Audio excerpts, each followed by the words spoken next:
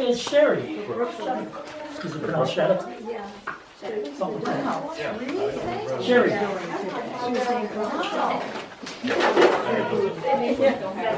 It's a funny name. Okay, welcome everyone. When I did my first YouTube video of my near-death experience, it was 100 degrees, and there was a fan, and I kept flipping my hair back, and I was so hot. And today, I'm so cold, because it's the second day of fall, but I really had to wear a very bright, flowery dress, so that it was a reminder that this is kind of the last hurrah of summer, and now we're into fall.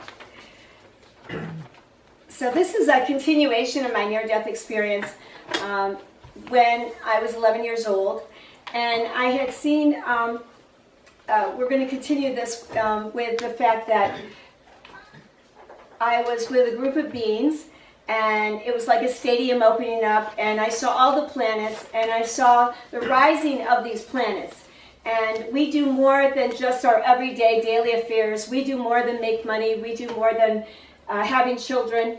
We actually uplift an entire planet. And that's really huge. And it's even very difficult to understand that something that vast is in one body, in everybody's body. We're like laser beams. And if we were to unzip you, you would be that bright. And you have so much power in you. It's amazing. And I was privy to that, to seeing that, and being part of that glorious, exuberant moment when they were applauding and watching our planet light up. It was amazing. So this is a continuation of that. And one of the things I wanted to talk about is, where are we going? Where are our future selves? Where are you going? Where am I heading?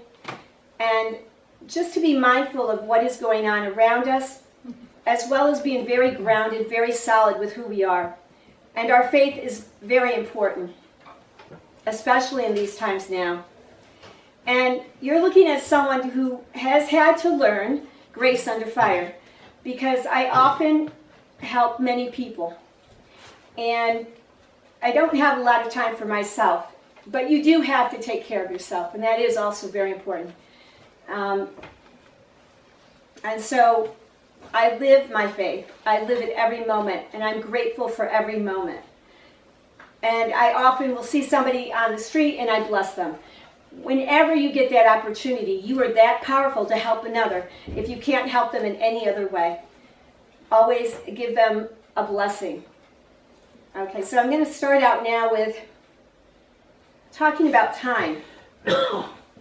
There was a pianist and actor called Dudley Moore, and he was wonderful.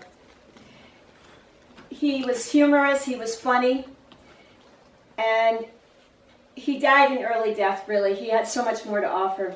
But this was a quote. One of his friends wrote to him and said, "The trouble with you, Dudley, is that you don't live in the here and now. You live in the there and then." And Dudley replied, "I live in the here and now. I live in the here and there, now and then." So it's interesting about time, the concept of time, because what I learned from the other side is that there really is no such thing as time. But we measure it, we try to measure it, we try to gauge it, we try to hold on to time. We don't release it sometimes, our memories, our time. So let's reconsider the structure and meaning of time. We are time itself. Where you are standing right now is your time. This is my time, your time, and so on. We function on different levels and timelines, which is so true. Where you could be right now thinking of the past, I could be thinking of the future right now. We're already functioning in almost a different dimension. So is time a schedule of arrivals and departures, birth and rebirth, or life after life? Is it a duration, a tempo, a beat, an installment, or a measurement? Well, I found it to be a zone. And we're all a little bit in our own little zones. When we look behind, That is what has passed, or the past. When we look in front of us, before us, that is the future. And when we are still, we are in the moment. We are present, we are present, and we're on time. We are standing on our own time. And that is why it could be difficult for certain people to be on somebody else's time. Because truly, we are all wired very differently. We are what ruminates in our mind. We design what evolves from the heart. We make a choice and a difference in our future selves. We also make a difference in other people's lives. For instance, if there was only one person here today, that person, whether they know it or not, just listening to wherever you are, wherever you're listening, whatever you're watching, whatever you're eating, or whatever you're doing, can actually involve 100 people or more. Because we aren't here just for ourselves. We are that spark of God, and it really does reverberate out. So if one person was here, you can guarantee that almost 100 people may be affected by what that person listened to, what they saw, what happened. And that's amazing. So we make a difference in future selves. When we think of supervision, we often think of a career, maybe with a supervisor. However, I'm leading into a supervision, S-U-P-R-A, a superior overview that surpasses a summit. I was shown with such ceremony, such beauty, the ascension of an entire planet. That's our planet, our home. And through my near-death experience, I even saw computers before they were created here. I saw many groups of beings that were looking at them, and it was demonstrated that they were used to display past lives and review one's own created circumstances, and even to select our future lives. And it all seemed quite organized, by the way. It's very interesting. We are not meant to be a commodity. We're not meant to be exchanged or sold, but to make a deposit to elevate all of us, each other, our community, our neighbors, and that even extends outward to the galaxy, because life is and does exist everywhere. And so I ask that people say, well, what can I do to make a difference in life? And one of the most beautiful things is praying in groups. Now that could be also praying alone. It can be praying with another person. But it's always just such a magnitude of strength and feeling if you can get together with a few people and pray together. So you pray in groups to commemorate the illumination of our own existence. Not as the form of religion, but as a choir in communion with the source. And when I was on the other side, there was a sound, and it was a beautiful humming, although I did hear music and so on. But there's something very soothing. It's extremely soothing. And it was very beautiful. So masters and angels multiply our prayers. We're heard all the time, believe me. They're very busy. We are heard all the time. There isn't one person, one being that isn't heard. And so when we multiply our prayer with favor to assist our sincere wishes, that's what they do. They multiply our wishes and desires. They really try to transform and help us along. But often we stumble and we create our own messes in life, and then we're left to pick them up because we aren't listening.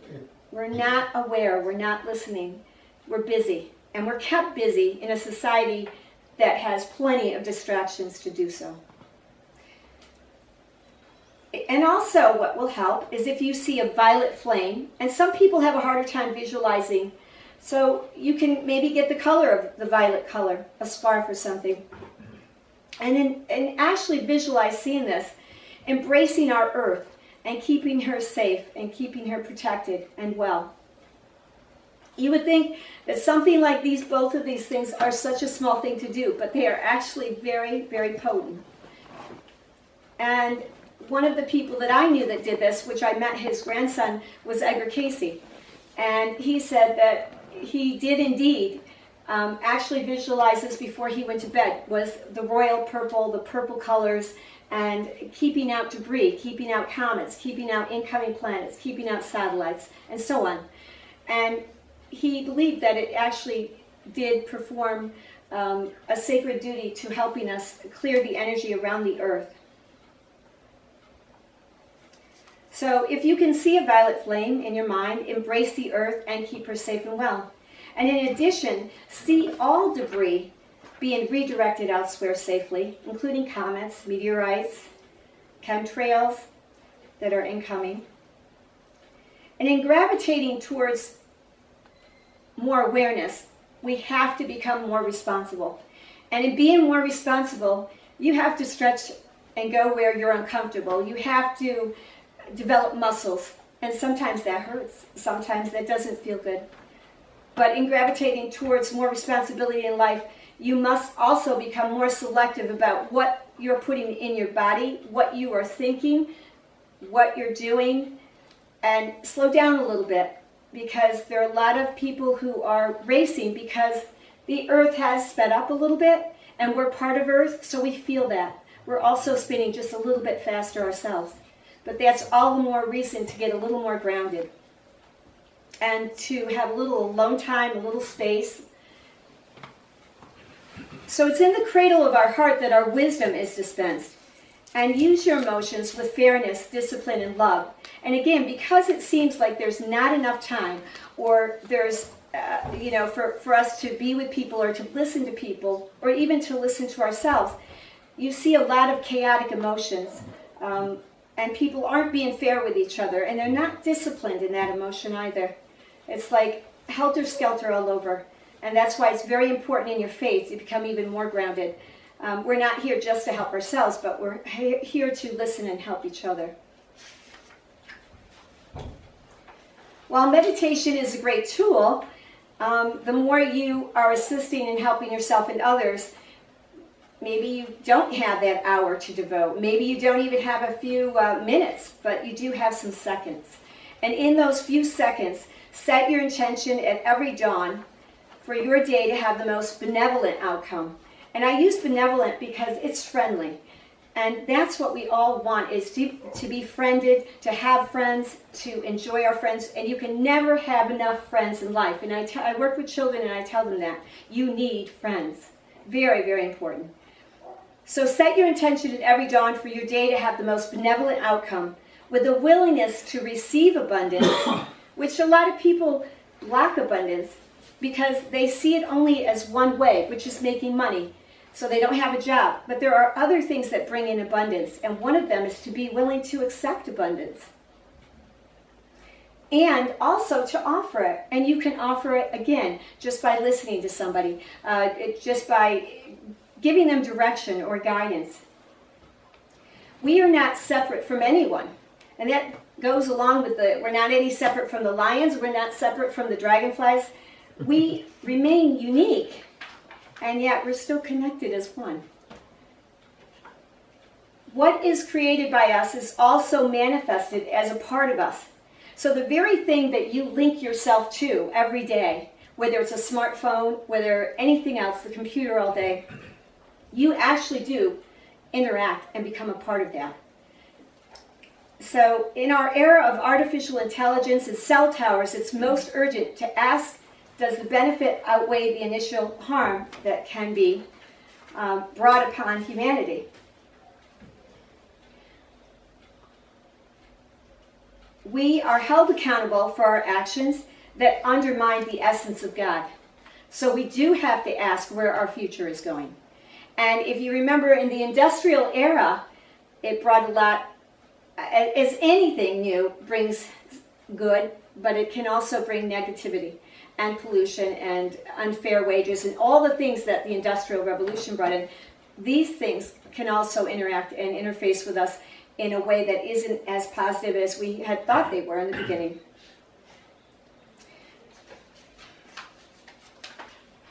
As we connect with these machines and computers, we have an even greater need to stay connected to nature, to plants, and plant trees and flowers, and also to touch our pets. We are not inanimate objects, and when we interact with these, the electrical currents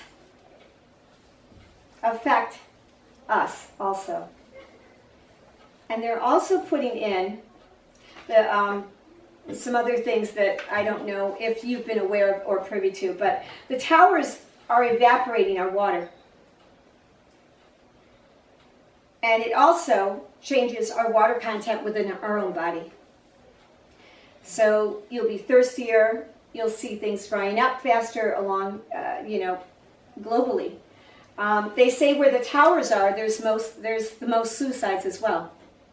So we have to be more careful and mindful of what we're doing with our own lives, and use your own discretion as to how important it is to pick up that phone. And it doesn't matter whether you have earplugs in or not. You have to be very, very careful. Artificial intelligence is a gray matter. It's blending organic matter. Now they're blending our organic matter into various metal components and others, and yet it has no soul. It is us that must come to our senses and be aware and alert and a little more proactive maybe on what we are doing with ourselves and our future generation. And then on the other note, that was one actually cautionary tale that I was told on the other side, that maybe my message was to promote the wellness of humanity. It is not a dire situation. There's always time. It's never too late to change what we're putting in our bodies or what we're doing with or what is programming us or what we are programming. So our future selves do include equality and unprejudiced progress. It is there and it is coming, but we need to be even more selective about how we're using it and what we're doing to ourselves.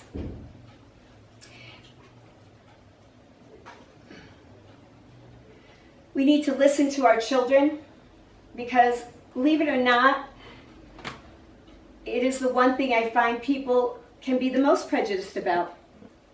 And they are the most unheard. And I'm very surprised by that, but that is a true revelation. And on the other side, when I did see Jesus, he said, "Aren't you a child of God?"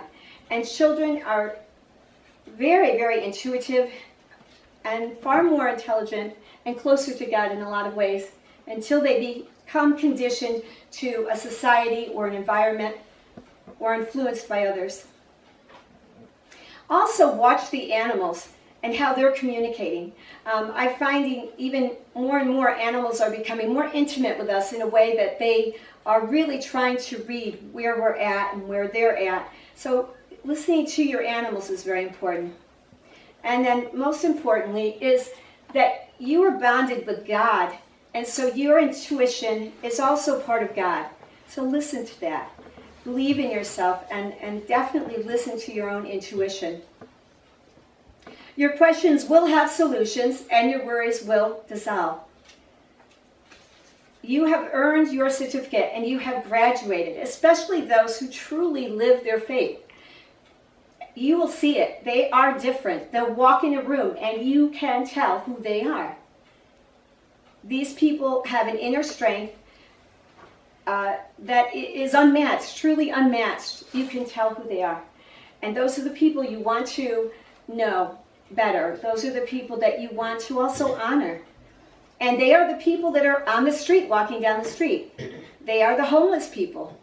They are everyone. It doesn't matter what you do in life or who you are.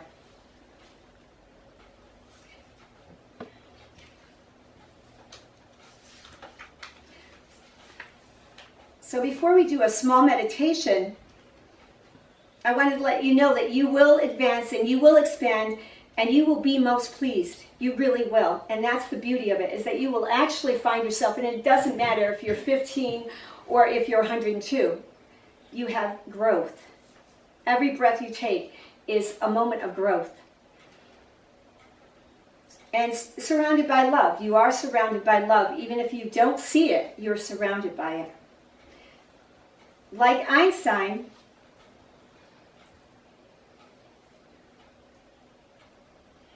he had an imagination.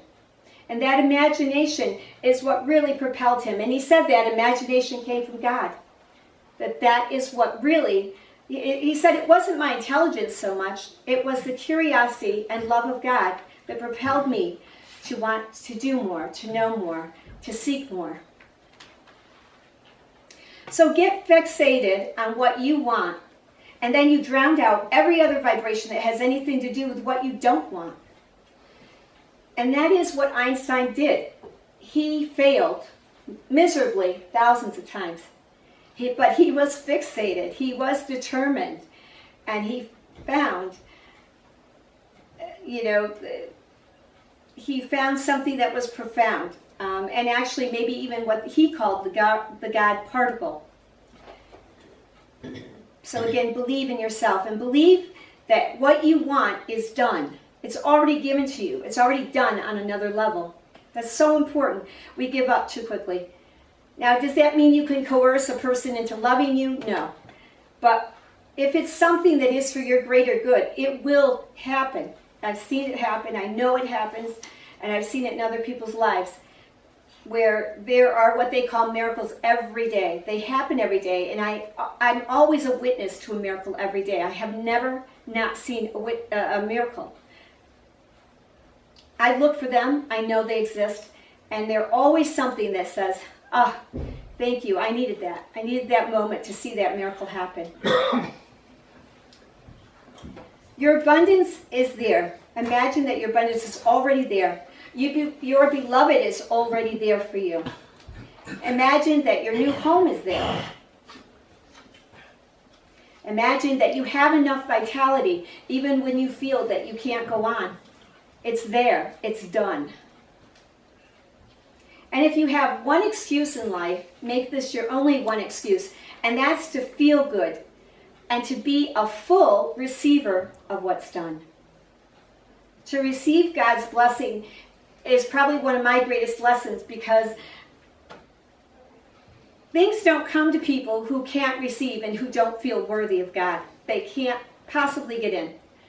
And when you realize that you are worthy, that you are loved, and that you can offer every day something new and good to another human being or animal or creature,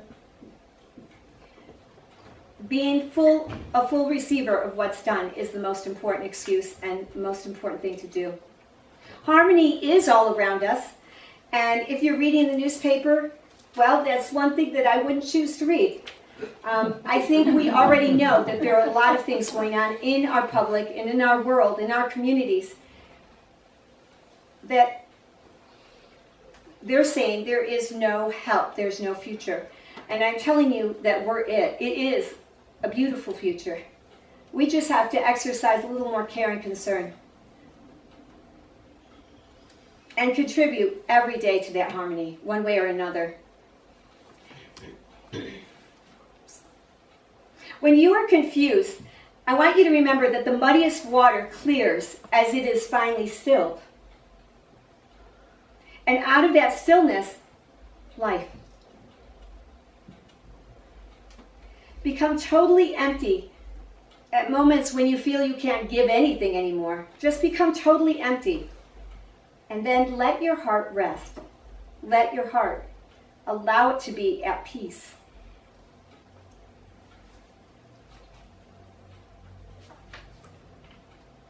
In silence, one finds the anchor of the universe. A master follows his own nature and not the trappings of life. It's not that you don't appreciate all the things in life and all the people in life, but there are certain trappings and certain addictions and certain things that do not bode well in your own life or for others.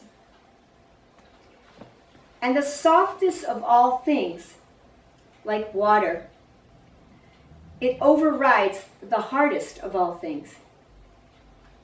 Anything hard can't move, but anything fluid, anything soft can move, can bend. so I ask that each of you see each person that you see, that they're already loved, that they're already clothed, that they're already fed, that they're already healed, and always include blessings. And not just for them, but also to our governments, that they make wise decisions, and hospitals, that they hire more people, so that they are not swamped under their paperwork, their distractions, but really get back to who we are. We're human, and get back to taking care of humanity once again. And that includes the nursing homes. Bless all of the people working there, offer them strength and care, and I'm hoping that there will be changes in that also. And so I want you to think about this in your hearts and minds, that you will say to yourself, I express my creativity, and my unique abilities are always in demand. And I'd like us all to say that. I'll say it one more time. I express my creativity, because creativity and imagination is where solutions lie. It isn't always up here. So I express my creativity, my unique abilities are always in demand. So we can all say that together. I express my creativity, my unique abilities are always in demand. And so I have a little meditation that I'd like everybody to close their eyes and relax for a minute.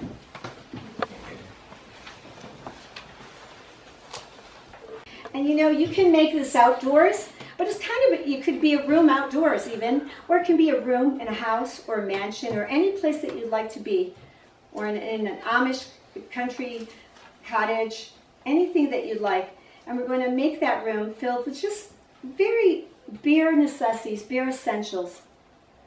And I'll tell you why we're placing each one in your room or your outdoor spot that you're picking. So we'll all close our eyes. And you know, it's funny because I can't find the paper, so I think I meant to do this just wing it. Because I wrote it down how I wanted it. But so we're going to include a hammock. And in other countries, they do not have beds that are solid beneath them. They have hammocks. And when using a hammock, you're learning to trust. You're trusting the air, the wind. You are totally out in the open. And so a hammock is very important for us to trust again. We're free. We're relaxed. So we're going to put a hammock in your place or your sweet spot. And then we're going to add one flower that is very fragrant. And it's going to be in the center on a table. And that one flower is all you need.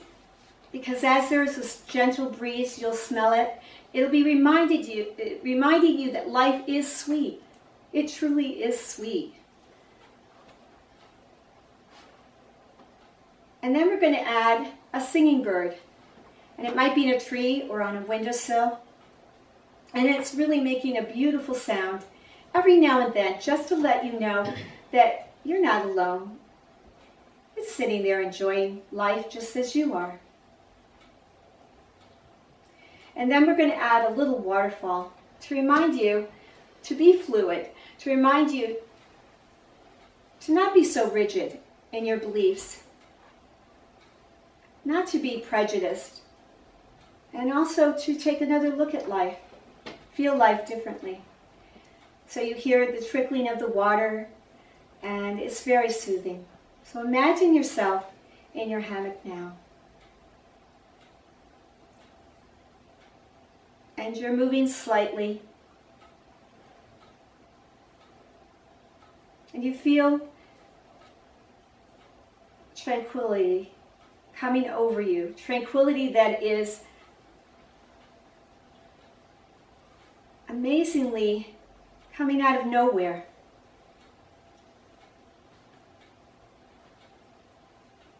And you're releasing every fear that you've ever had. And every childhood memory. You're draining out any pain that you have. And you're even forgetting the body because it feels so free in that hammock. There aren't any restrictions. You're almost weightless. And then you feel the breeze. And it's not a wind that's going to blow you over or break you down. It's a breeze that makes you feel enveloped. And you don't know what that feeling, what is that feeling? It's a feeling of that you are precious, that you are loved, that you are cared for. It's very gentle. And then you hear the trickle of the waterfall. It's unobtrusive, it's gentle, and it almost puts you like in a state of a trance almost.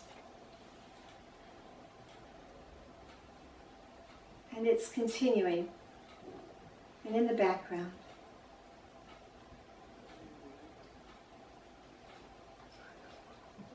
And then you hear the bird on the windowsill or in the trees. And it is a bird that doesn't sound lonely at all. It doesn't sound sad. It's a beautiful, beautiful little notes and trilling. It makes you feel lighter somehow. Almost like there's nothing that you couldn't do. You're feeling good.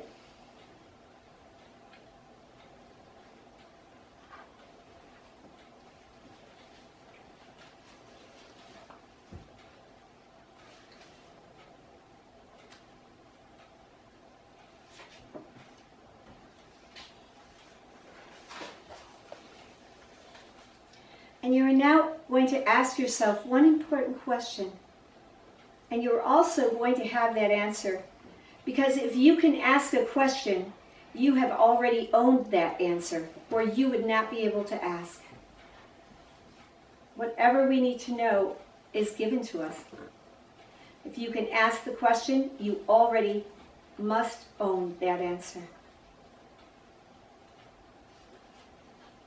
Ask yourself now.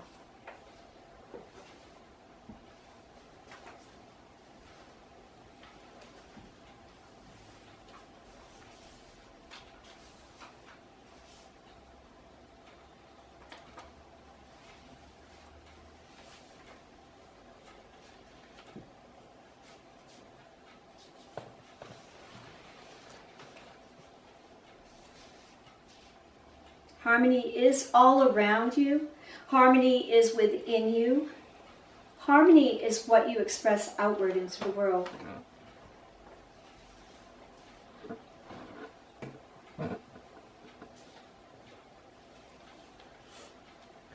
You are worthy, you are important. You are all that is, and you are part of all that is. You are God's great dream. You are God's journey, and you are love.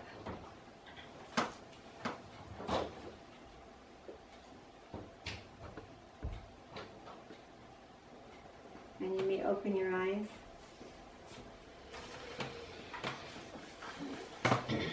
And does anybody have any questions? Thank you. I think maybe we don't have time for questions, but after? Yeah. Yeah. One more thing. The most important thing is to celebrate life, celebrate each other. Yeah, most Thank you. important. Thank you, Sharon. Very good. Hey, she had Solid mentioned, crystal Blue Persuasion, based on the meaning.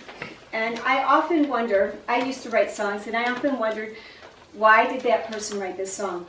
And often, it's quite profound how a song comes about. And Tommy James of the Shondell, at that time, he had started when he was 11 years old as a singer, songwriter. And he was always becoming more popular, more in the limelight, started his own band. But like so many, they get caught up in a whirlwind of, staying up late, getting up early, and there were drugs involved. one day he was in the Holiday Inn. He opened the drawer, and there's a Bible sitting there, a Gideon Bible. And for some reason, his curiosity got the best of him, and he opens it, and it's Ezekiel. And at that time, he thought, oh, extraterrestrial life is pretty cool. And he read the inscription that talks about the burning bush and this unidentified object that came to Ezekiel and so on.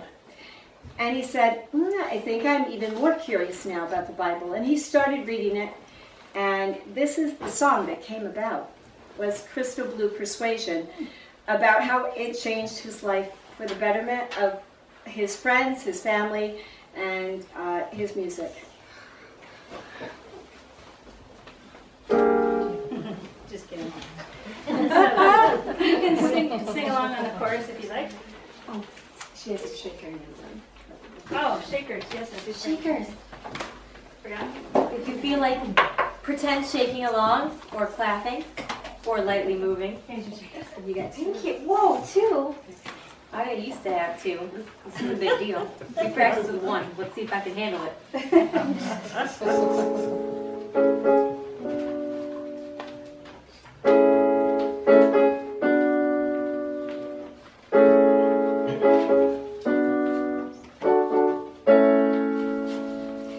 Look over yonder. Look over yonder. What do you see? What do you see? The sun is arising. The sun is arising. Most definitely. Most definitely. A new day is coming. A new day is coming. People are changing. People are changing. Ain't it beautiful? Ain't it beautiful? Crystal blue persuasion. Crystal blue persuasion.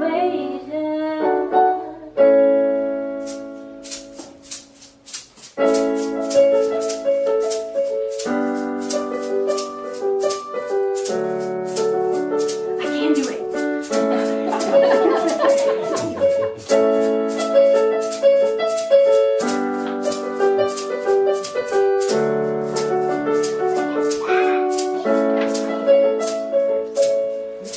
Better get ready.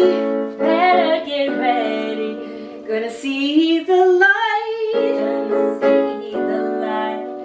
Love, love is the answer. Love, love is the answer. And that's alright. And that's alright. So don't you give up now. Don't you give up now. So easy to find. So easy to find. Just look in your soul. Just look in your soul. And open your mind. And open your mind.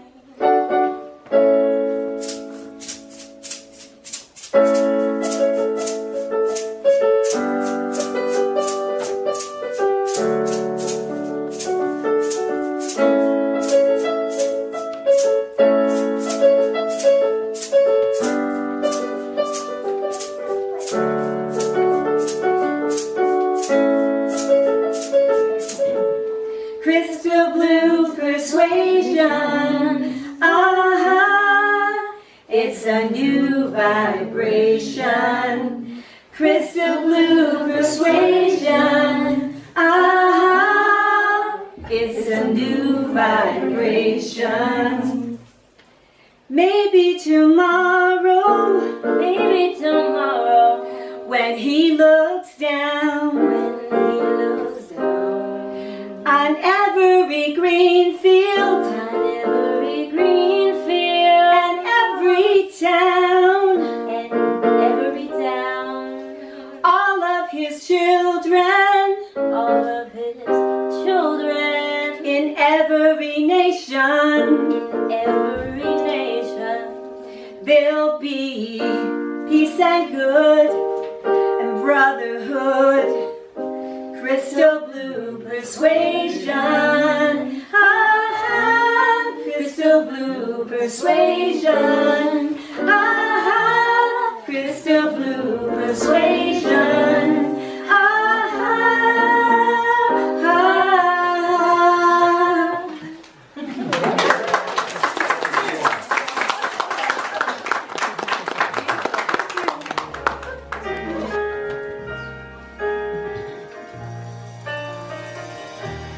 will do amazing things with the choice each new day brings. And with every step you take, bless the progress that you make. The reason you live is there in every gift you give. Love your life, love your dreams. You will do amazing things.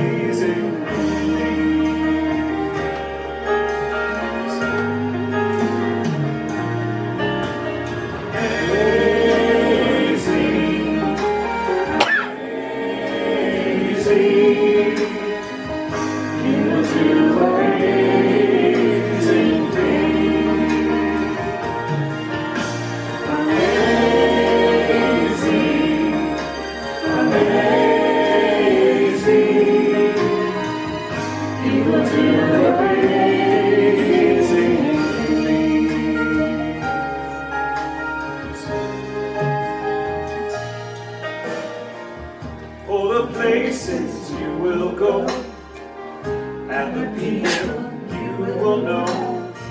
Don't worry when, where, or how. You don't need to know that now. You're on the right track. No need to look ahead or back. Just enjoy what this day brings. You will do amazing things. You don't have to work it out.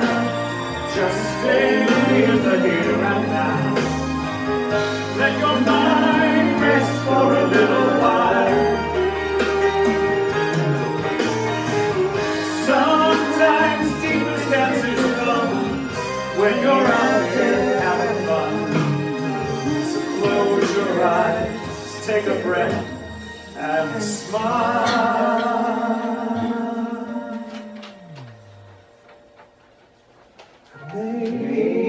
Amazing, amazing.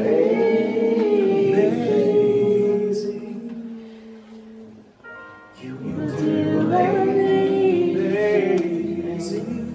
things.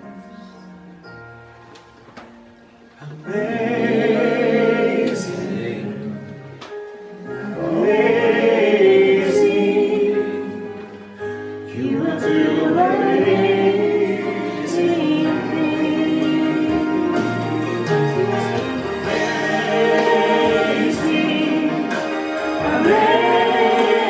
Amazing, you will do amazing things. Oh, I know you will. Amazing, amazing, you will do amazing things. Sing it with me. Just look at somebody for a second and sing. Amazing. Look at somebody else. Amazing. You